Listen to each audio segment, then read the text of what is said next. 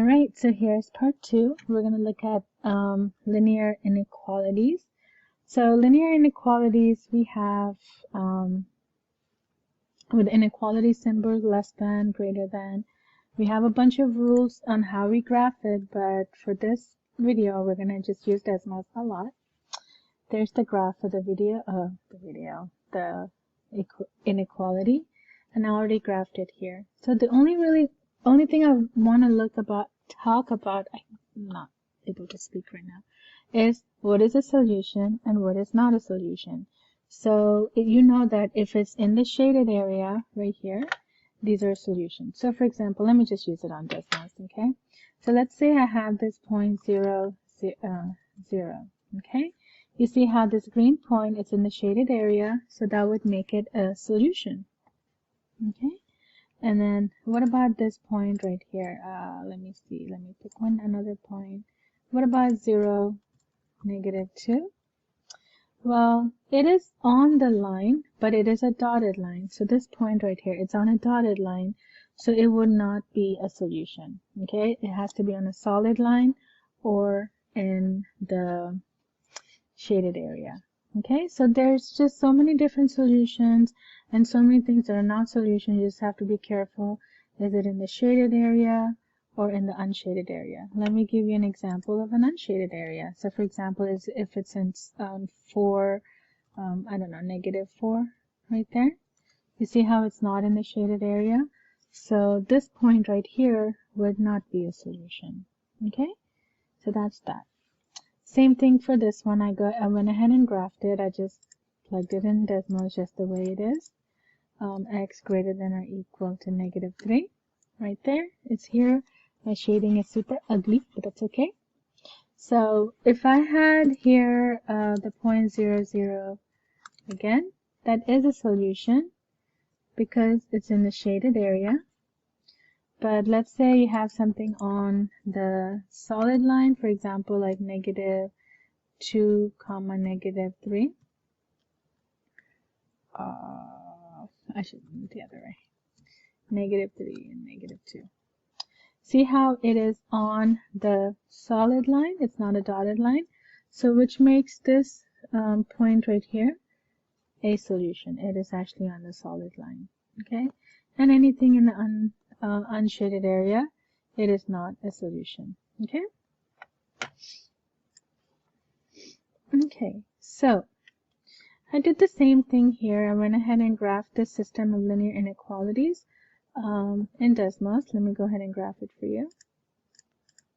So I'm going to type it in exactly the way I have it.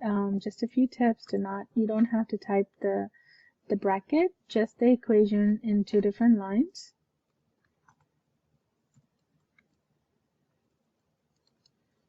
Okay, and I did graph this a little wrong because I put solid lines here earlier. I was rushing, so don't rush. So it looks like something, I did it again. It should be a dotted line. And then same thing here. Okay.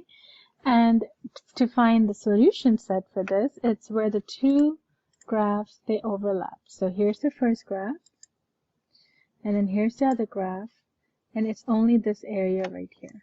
Okay, so that's the solution set. So it's the solution if it's in the shaded area, so 4, maybe 5, something like that. This red point right here, that is definitely a solution. Right here, it's hard to tell, but that's what that is. And anything else is not a solution. Also, both are dotted lines, so if it's on a dotted line, it is not a solution either. Okay, so same thing with here. Let me go ahead and graph it. So again, just type it in exactly the way it is in Desmos. It does a beautiful job of graphing. 3x plus y is less than 5. Alright guys, so I have here some points that I'm going to show on this graph. I'm actually going to make this a little bigger so we can see the points. And I want to see if it's a solution or not. So again, if it's in this overlapping area right here, then it's a solution. So I believe I have a point that I can use there. No, this point right here, yeah. This point right here is a solution, okay? Yes. I'm just gonna put yes here for solution, okay? Because it is in the overlapping part where the purple graph and the green graph, they're overlapping. So therefore it's a solution, okay? So I'm just gonna, I guess, run through the list and tell you if it's a solution or not. Right here, this one, it is not a solution, even though it is on a solid line. No, because it has to be on a solid line and it has to be part of where they both are meeting. Okay, they're overlapping. That's the solution. It has to be true for both the inequalities. So that's a no. This one is also a no. It's like a sad no, but it's a no. It's touching the shaded area here, but the problem is it's also on a dotted line. So part of it is not going to satisfy the system. Okay, maybe later I'll show you why it won't satisfy. Basically, when you plug it into the system, you're going to get a false statement, particularly for this one. I guess let me just quickly show you, quickly show you. For example, right here, you think it's almost quitting time for me. But anyway, 1, 2. So if I plug it into this second equation right here, so if I have 3 times, this is my x, 1 plus 2, is it less than 5? So 3 times 1 is 3, plus 2 less than 5, is 5 less than 5? No, that's not true. No, because 5 is equal to 5. I don't have an equal to symbol. That's why there's a dotted line there. Okay. All right, let's go ahead and go through the rest of them. 0, 0. That is a solution, yes, because it is on a solid line and it's also here in the shaded area. Okay. And then you have 0, 5.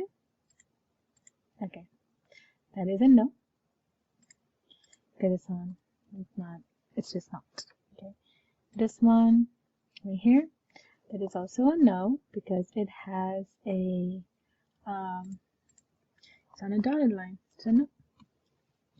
And -2, 0. Oh, that had to happen too fast. That's a no. Not a solution. And then the last one, 3, 0. Right here. That's also a no. So you have questions on there where you just have to look at different points and check if it's a solution or not. And this is how you do it. You don't have to type yes or no in Desmos. You just have to choose solution or not a solution on the test. Alright? Let's look at the next problem. Alright, the last problem I have here is the linear word problem. Okay? Let me just erase all these. So here we have Rob works part-time at a horse riding stable. He makes $5 an hour exercising horses and $10 an hour cleaning stalls. Because Rob is a full-time student, he can work no more than 12 hours. So and then he has to make $60.